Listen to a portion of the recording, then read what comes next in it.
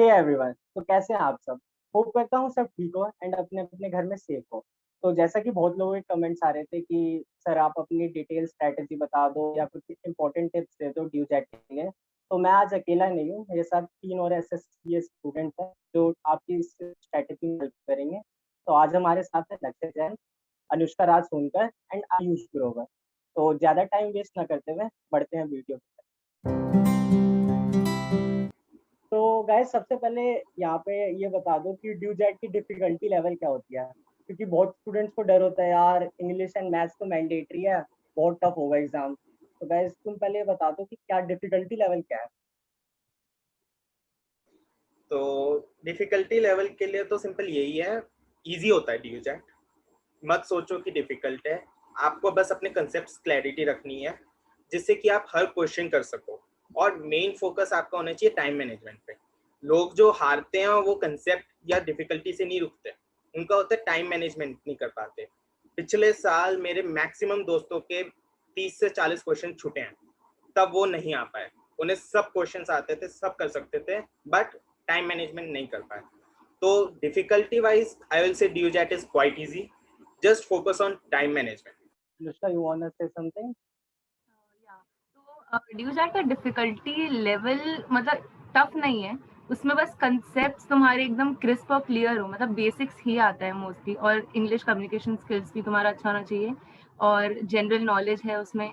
तो general knowledge के लिए तो मतलब ऑब्वियसली न्यूज़पेपर पढ़ो, जितना पढ़ सकते हो, क्योंकि ये तो फील्ड काफ़ी अनलिमिटेड है, जितना पढ़ो उतना ही कम है। सो या difficulty level as such decide नहीं कर सकते कि कितना हो सकता है। लाइक अगर किसी को एक सेक्शन डिफिकल्ट लगता है तो दूसरा सेक्शन माइट भी इजी लगेगा। अगर कोई कहता है कि उसको मैथ्स नहीं आती तो प्रोबेबली उसको जीके या इंग्लिश में स्ट्रॉन्ग हैंड होगा उसका। अब टू बी ऑनेस्ट एक सेक्शन ऐसा है लॉजिकल रीजनिंग जिसमें आई फील कि सबको अच्छा स्कोर करने का टारगेट करना चाहिए, बिकॉज इट्स लाइक यहाँ पे अगर कोई स्कोर पीछे रह जाए तो वहां पे चांसेस कम हो जाते हैं स्कोर अच्छे स्कोर टोटल ओवरऑल स्कोर के। अब if you want to score a good marks in overall paper, at least दो सेक्शन ऐसे होने चाहिए तुम्हारे जिसमें तुम अराउंड 90 का टारगेट रख सकते हो, 90 अचीव कर सकते हो। सो डिफिकल्टी ऐसे डिसाइड नहीं हो पाएगी exactly, person to person vary करेगी वो कौन से सेक्शन में अच्छा करता है। मेरे को एक मैसेज आया था कि भैया हमारे 12th के बोर्ड्स एग्जाम की कंफर्मेशन अभी मिली नहीं है, एग्जाम होगा या नहीं, बट अब मिल चुकी है। तो लाइक 3 मंथ्स रह गए हैं, तो अब हम कैसे प्रिपेयर करना स्टार्ट करें, कैसी हमारी स्ट्रैटेजी होनी चाहिए, तो कौन सा सेक्शन मैं पहले स्टार्ट करूँ। तो गाइस बताओ कैसे कर सकते हैं start. First of all congratulation to all students, boards नहीं हो रहे, सबसे बड़ी बात है। मार्क्स जहां लूज होते हैं वो सब खत्म अब तुम्हारा।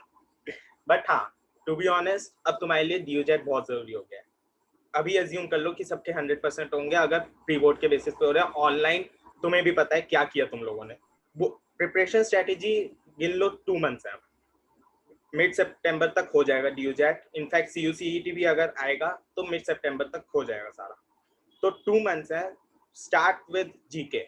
जीके पूरे 1 साल की करनी है तुम्हें। तो पुराने न्यूज़पेपर्स उठाओ, पुराने टॉपिक्स देखो, मेन फोकस करो पास्ट ईयर पेपर्स पे। पास्ट ईयर पेपर्स पढ़ो, उनसे देखो कि कौन से करंट अफेयर्स के क्वेश्चंस आते हैं। उन टॉपिक्स के करंटली देखो, जैसे Oscars, Nobel prizes, opens, French open, Wimbledon, Australian open, tennis prizes, world cup, football, UEFA etcetera, सब इंपॉर्टेंट है। तो इन चीजों के करंटली जो ट्रेंड चल रहा है वो देखो। Next comes maths and LR. LR बहुत इजी है, कामली करोगे, खुद ही कर लोगे, नो प्रिपरेशन रिक्वायर्ड। जस्ट उठा लो, कोई बुक उठा लो एंड थोड़े क्वेश्चंस प्रैक्टिस करने लग जाओ। क्यूए के टिप्स देखो, टिप्स एंड ट्रिक्स यूट्यूब पे काफी मिलेंगे, काफी टीचर्स ने डाले हुए हैं। टाइम स्पीड डिस्टेंस करने की ट्रिक, क्लॉक्स करने की ट्रिक होती है, नंबर सिस्टम की ट्रिक होती है, लॉग का यूज कैसे होगा, इंटीग्रेशन एंड डिफरेंशिएशन स्ट्रॉन्ग करो, 12th की मैथ्स आ सकती है। CUCET हो गया फिर तो बहुत चांसेस ज्यादा हो जाएंगे 12th की मैथ्स आने के। English never ending process, continuously कुछ भी पढ़ना शुरू कर दो, इंग्लिश खुद ही इंप्रूव होती रहेगी। मेरे को क्या लगता है, लाइक आई एग्री टू लक्ष्य कि सबसे पहला सब्जेक्ट तुम्हारा जीके होना चाहिए, बिकॉज 1 साल की जीके तुम्हें करनी है पूरी याद, और वो इतना इजी टास्क नहीं होगा। ठीक है, उसके बाद तुम आ सकते हो, मतलब जीके एज टेस्ट नहीं है कि तुमने एक बार कर ली यार उसके बाद 1 महीने में कर ली, बाकी 1 महीना कुछ ना पढ़ो, उसका कोई फायदा नहीं होने वाला। जीके इज लाइक सबसे पहले स्टार्ट करी और एंड तक जीके ही करनी है। इवन पेपर से 1 वीक पहले तक की जीके भी जरूर आ सकती है, उसमें कोई डाउट नहीं है। और उसके बाद जब तुम बात करते हो एलआर की, टू द कंसेप्ट की बात करें अगर हम, कि इजी ही होते हैं। लाइक अगर तुम कोई बुक उठा लो और उसकी प्रैक्टिस कर लो, हार्डली लाइक 1-2 दिन अगर तुम अच्छे से प्रैक्टिस कर लो, एलआर पे काफी अच्छा स्ट्रॉन्ग हैंड बैठ सकता है। और बात आती है मैथ्स और इंग्लिश की, ये ऐसे सब्जेक्ट्स हैं तुमने एक बार स्टार्ट कर लिए, तुम ऐसे नहीं कर सकते कि कोई भी सब्जेक्ट तुमने स्टार्ट कर लिया उसके बाद एक के बाद दूसरा सब्जेक्ट तैयार करोगे। तुम्हें एक एक करके तुम्हारे टोटल सब्जेक्ट्स में ऐड करना है, कि तुम करंटली 4 सब्जेक्ट्स कर रहे हो धीरे धीरे। लाइक सबसे पहले जीके करोगे शुरू, उसके बाद तुम एलआर से फॉर एग्जाम्पल ऐड कर दो, तो तुम दोनों साथ साथ करोगे। ये नहीं कि तुमने जीके बंद करके दूसरा स्टार्ट करा। इवन इफ तुम्हें एक एक सब्जेक्ट करना है तो तुम्हें एटलीस्ट डेली या वंस इन 2 डेज तुम्हें ऐसे कोई सैम्पल पेपर्स करने चाहिए, बिकॉज तुम सैम्पल पेपर्स करोगे तो तुम्हें रिवीजन होती रहती है कंसेप्ट की। सो टू माई एक्सटेंट मेरे को ये लगता है कि ऐसी strategy would be better strategy. या तो मेरे एक्सपीरियंस से मैं बताती हूँ, लाइक ऐसा कुछ है नहीं कि कौन सा पहले स्टार्ट करो। लाइक मतलब ठीक है, तुम लोग को चारों, जैसे क्वांटिटेटिव एबिलिटी है, पहले तो क्वांटिटेटिव एबिलिटी और जनरल नॉलेज जो है, ये दोनों सेक्शंस ऐसे हैं कि जितना प्रैक्टिस करो उतना कम है। तो मतलब इन दोनों को रोज साथ साथ, मतलब एक टाइम टेबल बनाओ एक दिन में कि इतने घंटे ये करोगे, क्यूए करोगे, इतने घंटे रीजनिंग करोगे। और अकॉर्डिंग टू माय एक्सपीरियंस, मतलब रीजनिंग मुझे बिल्कुल समझ नहीं आती थी स्टार्टिंग में, बट यहाँ पे गिव अप मत करो। लाइक ऐसे मत करो कि ब्लड रिलेशन जैसे वो पार्ट मुझे समझ नहीं आता था बिल्कुल, तो ऐसे मत करो कि यार इसको छोड़ देते हैं, मे बी मतलब चांस लेते हैं कि ये एग्जाम में नहीं आएगा या ऐसे कुछ। तो ऐसे मत करो, सब करो अपनी तरफ से। 100% करके जाओगे तो ही शायद कहीं 95 या 90 पे लैंड अप करोगे। तो अपनी तरफ से पूरी तैयारी करके जाओ। और या मतलब बस यही है, टाइम टेबल एकदम रिजिड रखो, एकदम रिजिड। और या स्लीप स्केड्यूल भी काफी सही रखना, बिकॉज माइंड एक्टिव नहीं रहेगा तो फिर तुम ग्रास्प नहीं कर पाओगे चीजें। तो या दिस इज फ्रॉम मी। तो अब बढ़ते हैं आगे, detail strategy by section wise अब हम बताएंगे कि कैसे सेक्शन वाइज आप प्रिपेयर करो। तो first and the most easiest and the tricky one section, reasoning and analytics. तो लक्ष्य start first. Reasoning and analytics में आई डोंट थिंक कुछ ऐसा कर सकते हो आप। आपका माइंड ओपन होना चाहिए उस समय। बेस्ट इसकी यही ट्रिक है, स्लीप साइकिल प्रॉपर होनी चाहिए कि आपका माइंड 100% एक्टिव हो किसी भी टाइम जब आप कर रहे हो। क्योंकि रीजनिंग में कोई शॉर्टकट्स नहीं है, कुछ नहीं है, आपको बस समझना है क्वेश्चन कि क्या कह रहा है, और एलिमिनेशन का यूज होता है। तो रीजनिंग के लिए कुछ नहीं है, बस माइंड को अपना फ्रेश रखो, ओपन रखो। एंड अगर लगता है कि कुछ ट्रिक्स चाहिए, जैसे ब्लड रिलेशंस मुश्किल लगता है, नोटेशंस बना लो अपने लिए। कोई आपका रफ वर्क नहीं देख रहा कि आपने क्या किया, ऐसे क्यों लिखा है। मैंने बनाया था, मेल के लिए डब्बा बनाता था, फीमेल के लिए सर्कल बना देता था, हस्बैंड वाइफ के लिए equals to, siblings and children के लिए एरो। तो ये मेरी ट्रिक थी। अब मेरा रफ वर्क तो कोई देख नहीं रहा, they want the end answer, तो मैं ट्रिक में कैसे भी लिख दूं। वैसे जो आपको नोटेशन इजी लगे, नोटेशंस बना लो अपने ट्रिक्स के लिए। वरना सिर्फ एक ही चीज है, माइंड को ओपन रखना है, फ्रेश रखना है, लॉजिकल रीजनिंग करते हुए। हाँ, तो मेरे साइड से तो लक्ष्य को ऐड करने के लिए ऐसे इतना कुछ है नहीं। I agree, totally agree with him. Also logical reasoning के लिए या मतलब नोट्स बना के रखो। और तुम्हारे जैसे ड्यू जैट के लिए जब तुम जाओगे तो you will get rough papers for your rough work and stuff. तो उसमें तो you will do whatever you want to do, है ना। तो जो तुमने प्रैक्टिस किया होगा एग्जाम के लिए, जिन सिंबल्स के साथ, पहले तो सिंबल्स के साथ क्लैरिटी रखना और डायग्राम्स अपने हमेशा क्लियर रखना। तो उससे तुम्हारा आंसर मतलब सही आएगा, उसमें कुछ फ्लक्चुएशन नहीं आएगा। क्योंकि अकॉर्डिंग टू माय एक्सपीरियंस जैसे था एग्जाम में, मुझे याद है मुझे एक दो सिंबल्स में बहुत मतलब इंटरचेंजेबली काफी वो कंफ्यूजन आ जाता था। तो तुम अपने प्रैक्टिस में, मतलब प्रैक्टिस जितनी करोगे उतना सही रहेगा ये। क्योंकि लॉजिकल रीजनिंग में प्रेजेंस ऑफ माइंड चाहिए, पहली बात। दूसरी बात, सिंबल्स जब बनाते हो तो उसमें क्लैरिटी चाहिए कि तुम्हारे लिए कौन सा सिंबल क्या डिनोट करता है।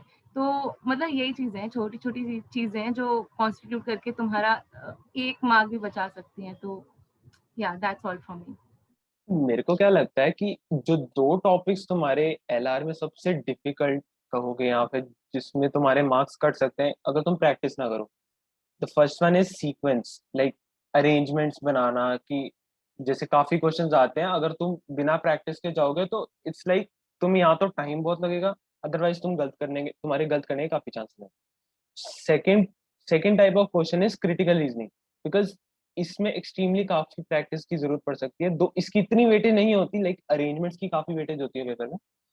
क्रिटिकल रीजनिंग में आंसर स्टिल थोड़े डाउटफुल होके आते हैं एंड में भी, बिकॉज इट्स सब्जेक्टिव। लाइक तुम्हारा जो व्यू पॉइंट तुम्हें कहता है कि ये आंसर होना चाहिए, माइट भी जो एग्जामिनर ने क्वेश्चंस बनाए हैं उसके बनाते वक्त उसका व्यू पॉइंट ये ना हो। सब्जेक्टिविटी काफी मैटर करती है उसमें, तो उसकी प्रैक्टिस अलग से काफी चाहिए होती है। आई गेस ये दो सेक्शन है जिसमें मार्क्स कम जाने के चांसेस हो सकते हैं, तो इनको कवर अप करना जरूरी होता है। एलआर के इंपॉर्टेंट में ऐसा नहीं है, main sequences and series as Ayush said. I won't say critical reasoning, क्योंकि मैंने नहीं देखा डीओजेड में critical reasoning and I am happy for that. मुझे नहीं आती थी क्रिटिकल रीजनिंग, नहीं हो सकती थी मुझसे। अपार्ट फ्रॉम दैट, अगर एलआर के टॉपिक्स कहने ब्लड रिलेशंस, वो directions and arrangements of circular arrangement, complex arrangements, ये इंपॉर्टेंट होता है, नथिंग एल्स। ये 3 टॉपिक्स से ही मेनली घूम के क्वेश्चंस आते हैं। ओके, तो अब हम बढ़ते हैं अपने नेक्स्ट सेक्शन की तरफ, क्वांट। तो क्वांट की स्ट्रेटजी क्या? I didn't do any quants specifically for DUJET. I was preparing for other exams, ISI, जिसके लिए मैं quants करता था, तो उसी की quants की मदद से मैंने DUJET किया। But the thing is, tips and tricks जो DUJET की मिल सकती है, लो YouTube पे वीडियो सर्च करो, जो भी वीडियोस DUJET के लिए स्पेसिफिक बनाते हैं teachers, they give us a tip और ट्रिक, लाइक 3⁻20 में कितने डिजिट्स होंगे नंबर के, वो लॉग यूज होके होता है। 3⁻20 का लास्ट डिजिट क्या होगा, वो बेसिक सर्कल साइक्लिकल नेचर पता होता है। तो बेसिक कंसेप्ट क्लैरिटी लाओ, हर चीज का रीजन पूछो कि क्यों होता है ऐसा मैथ्स में। 3⁻20 का एंड डिजिट क्या आएगा, साइक्लिकल होता है 3⁻20, तो मोस्ट प्रोबेबली 3 होना चाहिए। तो 3 क्यों आया, क्योंकि साइक्लिकल नेचर है। ऐसे करके मैथ्स में रीजनिंग बनाओ कि पूछो कि क्यों होता है ऐसा, उससे ज्यादा क्लैरिटी मिलती है। वरना अगर मैथ्स नहीं पसंद, नहीं करनी मैथ्स, तो सिंपल नेट पे जाओ एंड कहो कि हमें टिप्स एंड ट्रिक्स चाहिए, तो बस वो टिप्स एंड ट्रिक्स रट्टा मार लो एंड यूज कर लो। क्वांटिटेटिव एप्टीट्यूड सेक्शन में तुम्हारे टॉपिक्स काफी कवर होते हैं एज कम्पेयर टू एलआर। जो तुम्हारे इजीनेस लेवल होता है वो काफी वेरी करती है। लाइक क्वांट ऐसा सेक्शन है जो तुम्हारा गेम डिसाइड कर सकता है कि तुम्हारे एंट्रेंस तुम्हारा अच्छा गया है कि नहीं। लेकिन इसमें टॉपिक्स की बात करें, जैसे तुम्हारा नंबर सीरीज आ सकता है, कंपैरेटिवली काफी इजी टॉपिक है। तुम्हारे परसेंटेजेस और रेशियोज के ऊपर आ सकते हैं, ये भी कंपैरेटिवली इजी होते हैं। डिफिकल्टी लेवल जहाँ पे शुरू होता है वो होते हैं वर्क टाइम पे, जहाँ पे आपके टफ क्वेश्चंस भी आ सकते हैं और टाइम स्पीड के रिगार्डिंग जो क्वेश्चंस आते हैं। इट्स लाइक तुम्हें या तो इस पे टाइम देना पड़ेगा अगर तुम प्रैक्टिस नहीं करके। सी, गेम पूरी प्रैक्टिस की है। अगर तुमने, क्योंकि हमारी ज्यादा से ज्यादा +2 की हायर मैथ्स तक का आएगा, वो रेयरली कोई क्वेश्चंस होते हैं जो तुम्हें एक्सेप्शनली +2 के बाहर के आते हैं। सो या तो तुम्हारी ऑलरेडी काफी एक्सट्रीमली अच्छी है मैथ्स, इवन स्कूल लेवल तक की, तो तुम्हें प्लस पॉइंट है उसका। अगर नहीं है तो भी कोई बात नहीं, प्रैक्टिस तो करनी पड़ेगी, तब नहीं करी तो अभी कर लो, उसमें कोई दिक्कत नहीं है। टॉपिक्स तो वही हमारे +2 तक के ही आते हैं। बेसिकली 10th वाले भी काफी होते हैं क्वेश्चंस की, जो तुम्हारी बेसिक मैथ्स होती है। सो इसमें टॉपिक्स, नंबर ऑफ टॉपिक्स काफी हैं, स्कोरिंग की कैपेबिलिटीज भी काफी हैं, बट स्टिल क्योंकि काफी लोग इससे डरते हैं, मतलब डरते इन द सेंस साइकोलॉजी वैसी बना के चलते हैं, तो उस कारण से मैं कह सकता हूँ कि स्टिल लोग नहीं करते स्कोर। बट तो इन माय ओपिनियन ये सबसे ज्यादा स्कोरिंग सेक्शन होता है। लाइक इवन अगर तुम्हें याद हो, इस साल का भी जो DUJET था जिसका पैटर्न अलग था, सबसे ज्यादा प्रेफरेंस उसमें क्वांट को थी। वहीं से पता लगता है यार कि इसकी इंपॉर्टेंस कितनी है। इसको तैयार तो अच्छे से करना पड़ेगा। एक्चुअली वो साइकोलॉजी हो जाता है ना कि यार मैथ बहुत टफ है, और वो ऊपर से 1 मार्कर MCQ के फॉर्म में होगा, तो कैसे कर पाएंगे हम, 1 मिनट का टाइम नहीं होता। तो वही साइकोलॉजी इशू है मेन, स्टूडेंट्स के माइंड में भी, हमारे में भी था वैसे, लेकिन कर लिया जैसे तैसे। तो मेरे लिए ऐड करने के लिए कुछ नहीं है, बस रीजन बताना चाहूंगी स्कोरिंग क्यों कहते हैं इसको, क्यूए को DUJET में स्कोरिंग क्यों कहते हैं। इसलिए क्योंकि नेगेटिव मार्किंग होती है DUJET में, जिसका सबको डर रहता है, तो इसमें चांस लेने से भी बंदा डर जाता है। तो क्यूए का ये एक एज है हमारे पास कि अगर उसका प्रैक्टिस तुम लोगों ने किया अच्छे से और तुम्हें पता है कि हाँ ये आंसर मेरा जो आया है वो श्योर है एकदम, मतलब तो कंसेप्ट क्लियर है तो आंसर पे तुम ट्रस्ट कर सकते हो, और फिर वहाँ पे चांस लेने की बात नहीं आती, वहाँ पे तुम्हारा 4 मार्क्स पक्के हो गए, तो वहाँ पे नेगेटिव मार्किंग से बच गए तुम। तो यही है मतलब कि क्यूए का यही एक फायदा है कि स्कोरिंग है, इसको बस प्रैक्टिस करो, जितनी प्रैक्टिस कर सकते हो उतनी कम है मतलब। One more thing guys, points के लिए सबसे इम्पोर्टेंट फैक्ट है कि आपको कंसेप्ट क्लियर होने चाहिए, मेन कंसेप्ट का फोकस रहना चाहिए, तो अगर कंसेप्ट आते हैं तो हो ही जाना है पॉइंट्स। अगर आप क्वेश्चन वाइज अगर आप 100-200 क्वेश्चन करे जा रहे हो कि हाँ यार हो ही जाएगा हो ही जाएगा, ऐसा नहीं है, बट आपको कंसेप्ट आने चाहिए, मेन फोकस कंसेप्ट पे रखना। ओके, तो बढ़ते हैं नेक्स्ट सेक्शन की तरफ। नेक्स्ट सेक्शन है जनरल नॉलेज। तो जनरल नॉलेज को मैंने तो 2 पार्ट्स में डिवाइड किया था, एक स्टैटिक एक करंट अफेयर्स। करंट अफेयर्स की सिंपल एक ही ट्रिक है, पुराने DUJET के पेपर्स देखो, टॉपिक्स देखो कौन से टॉपिक के आते हैं और उसको होलिस्टिक व्यू बनाओ। अगर कहीं पे नोबेल फिजिक्स पूछा है तो नोबेल 6 स्ट्रीम के देख लो। ऑस्कर बेस्ट एक्टर पूछा है तो ऑस्कर के मेन देख लो, best actor, best actress, best movie, best animated movie etcetera. या कोई रिकॉर्ड बनाओ, जैसे इस साल शायद बना है ऑस्कर में कि एक मूवी को कई सारे अवार्ड मिले, या बाफ्टा में किसी एक में रिकॉर्ड बना है कोई नया, तो वो रिकॉर्ड्स देख लो। जो भी चीज इतनी फेमस हो कि मतलब पूरे वर्ल्ड को पता होनी चाहिए। सिंपल DUJET ये पूछता है आपको वर्ल्ड के बारे में पता है या नहीं, आपको ये पता है बाफ्टा होते भी हैं, आपको ये पता है फ्रेंच ओपन विंबलडन कुछ होता है, आपको पता है क्रिकेट वर्ल्ड कप कुछ है, तो ये सब इंपॉर्टेंट बन जाता है। अभी रिसेंटली एरिक्सन का सीन हुआ, अनफॉर्चुनेट इवेंट, बट उसने यूएफए की वर्थ बढ़ा दी। अभी सबको यूएफए के बारे में पता होना चाहिए, सबको यूएफए का लास्ट विनर पता होना चाहिए। तो DUJET करंट अफेयर्स में ये पूछता है आपको अपने करंट हैपनिंग का पता होना चाहिए।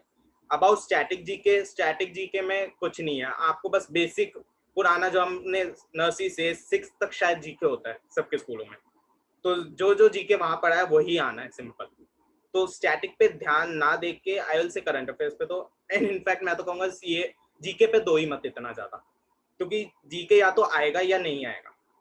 कंसेप्ट और मैथ्स एंड एलआर में आपको प्रैक्टिस करनी है, तो जीके आईएल से 1 आवर डे बहुत है, बाकी time maths LR and English पे दो, वो बेटर रहेगा।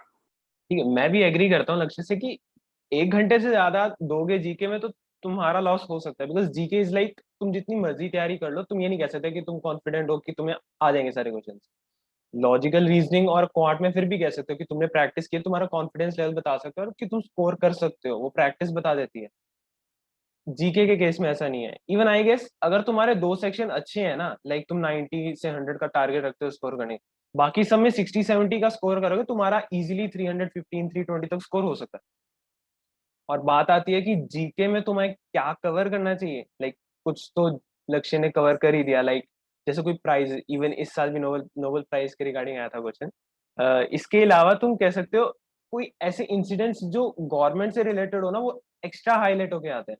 लाइक अभी तो करंट सिनेरियो में एक तो कोविड सीन तो चल ही रहा है, उसके अलावा जैसे even if I am remember, हमारे क्वेश्चंस में कुछ जीके क्वेश्चन ऐसे थे जो गवर्नमेंट की स्कीम्स या गवर्नमेंट का कोई मिशन डिपिक्ट कर रहे थे, तो वो चीज काफी इंपॉर्टेंट बन जाती है। अब उसके रिगार्डिंग अब तुम्हें धीरे धीरे जितना वास्ट जानने की कोशिश करोगे उतना तो जा ही सकते हो, नो प्रॉब्लम, बट चीज ऐसी है तुम्हें ना ज्यादा टाइम देना है, पर कम दोगे तो भी तुम्हारा लॉस है। जी के या तो मोस्टली तो इन लोगों ने ऐड कर दिया है, बट हाँ मतलब सही है कि 1 घंटा ऐसे मतलब जीके ना एक थ्योरेटिकल सब्जेक्ट नहीं है, फैक्चुअल है। उसको तुम याद करने बैठोगे नहीं हो पाएगा, सब जैसे ही उठोगे तो एक दिन के अंदर भूल जाओगे सब।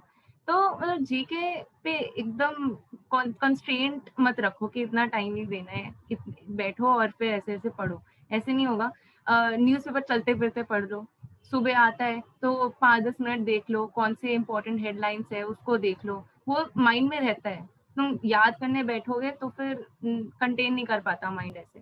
तो यही है मतलब। और लक्ष्य काफी बढ़िया था ये कि स्टैटिक और करंट में डिवाइड कर दो। स्टैटिक में तो ऑलरेडी हैपेंड चीजें हैं, तो उसको तो थोड़ा सा मतलब मेमोराइज करना पड़ेगा, तो उसमें भी कोई लिमिट नहीं है, इतनी चीजें हो चुकी हैं कि गॉड नोस पूरी जिंदगी लग जाएगी याद करने में। तो यहाँ पे लक का भी फैक्टर आता है कि मैंने 500 या इतने 600 फैक्ट्स पढ़े थे स्टार्टिंग में से, और इसमें से एक भी आ गया और DUJET में, और वो भी याद नहीं रहा, तो फिर वो तुम्हारा बैड लक है।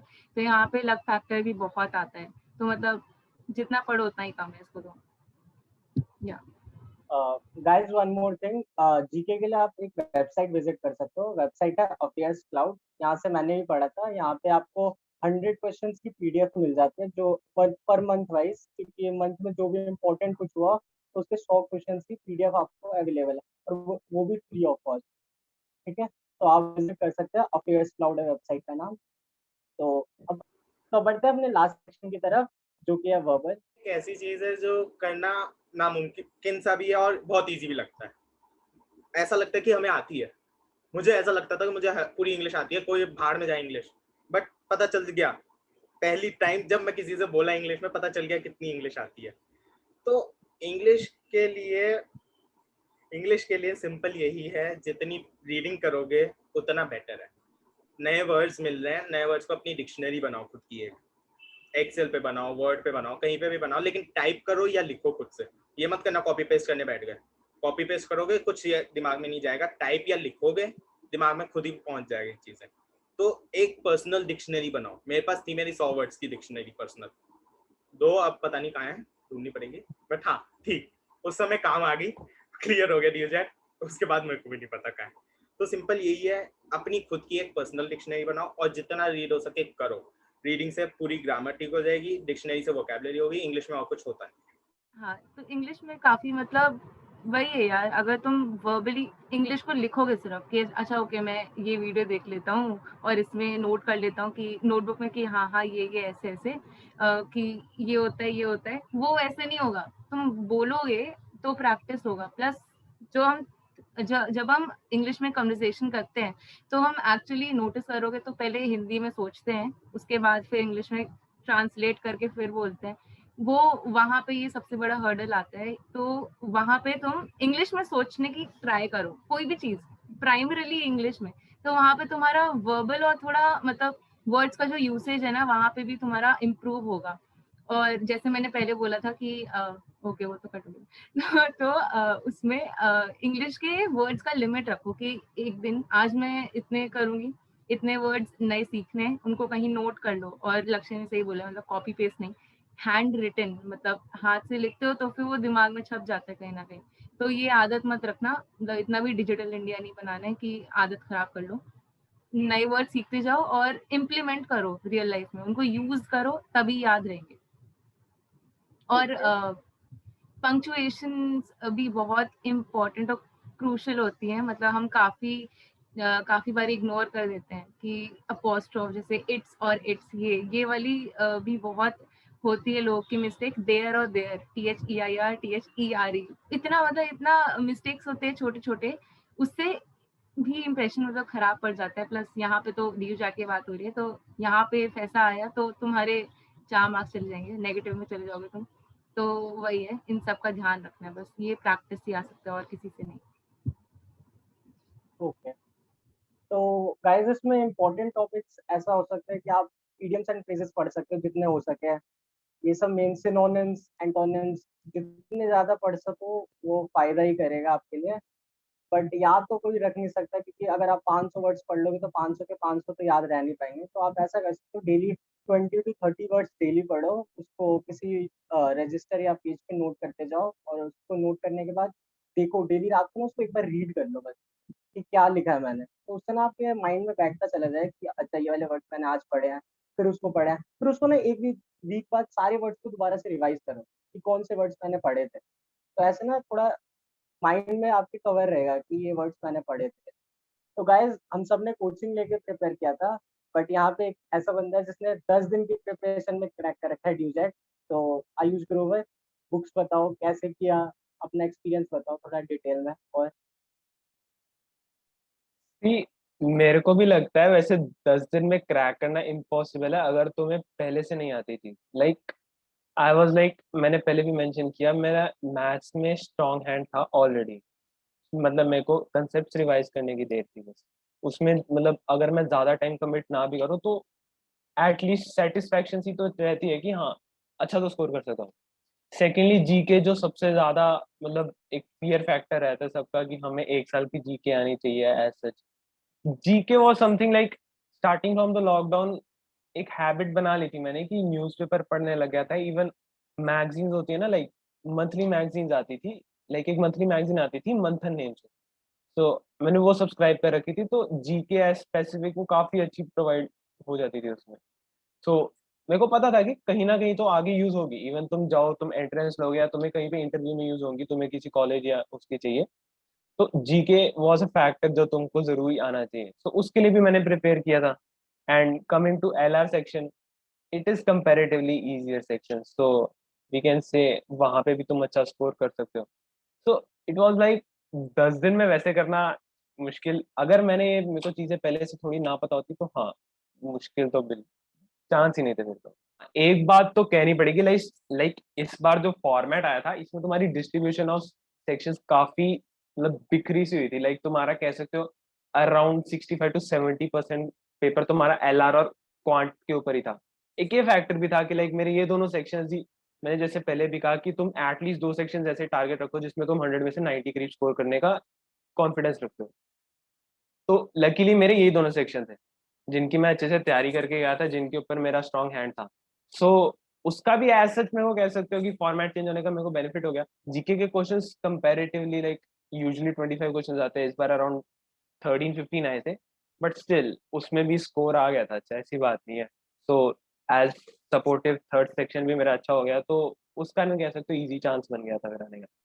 तो गाइस यही थी हमारी डिटेल्ड प्लान स्ट्रेटेजी और इम्पोर्टेंट टिप्स यही, इसी में आप जो जो बोलते गए हैं सब आपको नोट करना है तो नोट कर सकते हो, ना तो बाकी कोई बात नहीं, इसको पॉइंट्स को रिमेंबर रखना कि ये सारे इंपॉर्टेंट पॉइंट्स हैं, आपको ये सब हेल्प करेंगे आपकी ड्यूजेट की स्ट्रेटेजी के लिए। तो अगर वीडियो पसंद आई हो तो लाइक कर देना एंड चैनल को सब्सक्राइब कर। Thank you so much guys.